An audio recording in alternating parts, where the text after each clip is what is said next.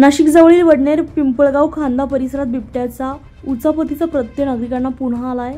10 दिवसांपूर्वी एका अल्पवयीन मुलाचा बिबट्याच्या हल्ल्यात मृत्यू झाला होता। त्यानंतर या भागामध्ये टाकण्यात आलेल्या तब्बल 15 पिंजऱ्यांमध्ये मात्र बिबट्या न सापडता ते रिकामेच राहिले। ताज्या घटनेमध्ये एका घराच्या पायऱ्यांवर बिबट्या बसलेला प्रकार सीसीटीव्हीत कैद झालाय। परिसरात नागरिकांमध्ये भीतीचं वातावरण असून वन विभागाने लावलेले सापळे निष्फळ ठरताय। दरम्यान पिंपळगाव शिवारामध्ये बिबट्याने शेळीची शिकार केल्याचंही समोर आले। या घटनांमुळे ग्रामस्थांमध्ये भीती वाढली असून ट्रॅप कॅमेऱ्यांतून देखील बिबट्याचा वावर स्पष्ट दिसतोय। तरी सुद्धा आतापर्यंत वन विभागाला बिबट्याला पकडण्यात यश आलं नाहीये। न्यूज पोलखोलसाठी नासिर पठाण, नाशिक।